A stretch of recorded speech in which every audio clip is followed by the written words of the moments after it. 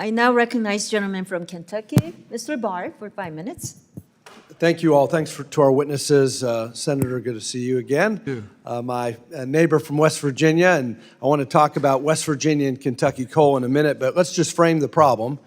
Today, China accounts for 70% of global rare earth element mining, 92% of rare earth refining, and 90% of rare earth magnet production. It controls 99% of global gallium refining, which is a key material for advanced microelectronics used in U.S. defense systems. This is a real concern because, as you know, in April, China imposed export restrictions on 7 of 17 rare earths, many of which are essential for U.S. defense platforms, such as the F-35 fighter, which contains 920-plus pounds of rare earths per unit, Tomahawk cruise missiles, and joint direct attack munition smart bombs. U.S. defense firms such as Raytheon, Honeywell, Lockheed Martin face supply delays, rising costs, and potential production halts.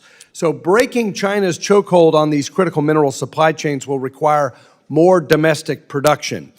Senator Manchin, you know this well. The Department of Energy estimates that recoverable coal, coal ash, and coal waste in the United States contains between 11 and 17 million metric tons of rare earth elements. U.S. consumption last year was just 8,800 metric tons. So we're talking about a domestic resource of rare earths that contains over 1,000 times our annual demand for rare earths. Given that scale, Senator Manchin, wouldn't it be a strategic failure not to include coal-based mineral recovery from West Virginia, Kentucky, Wyoming, Pennsylvania, across this great fruited plain as a core pillar of our national critical mineral policy? Well, thank you. And I think both of our respective states, both of our universities are working very closely on this now as far as extraction from our waste, from our coal finds, things of that sort, and also water coming from coal mines. All that stuff can be turned into a tremendous value for our country. And we're looking at that too, and the cost of that versus with some new mining. I just said earlier that I'm involved with a company called Ramaco, basically, who's coal mining. They're going to open a new coal mine in Wyoming, first one in 70 years. And with that, in the bindings, as people know, layers between the coal, there's an awful lot of critical minerals in that too, which is a great opportunity for us. So I think in all of this, we have to do everything that we can. The bottom line is that we can't make it more difficult for companies in the U.S. through the permitting constraints that happen for us to do what we need to do. If we can get that accelerated, that's going to help us tremendously on that. And I think there's a lot of inroads being made. Yeah, and I've introduced a bill that would help my constituent company you referred to, Ramaco, expedite the permitting there. I know you were a real leader in reforming federal permitting laws, but they're in the Senate. But there's more work to be done there.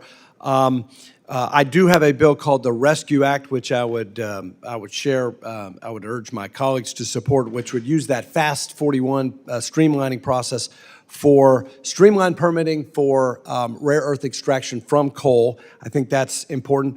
But also, Senator Manchin, speak to the potential of using the Defense Production Act. I don't know if you've thought about that, the Defense Production Act, to cut through all this red tape to allow for coal mining or extraction of rare earths from coal. I definitely have been speaking about defense production. I think it's the one tool that shows the urgency that we have in our country to defend ourselves and be able to help our allies. The other thing is the permitting process. Congressman Westerman and I worked very, very hard and very close and got very close last year, right down to the final bell when the bell rang. There's a piece of legislation I think that you all could take and run with very quickly.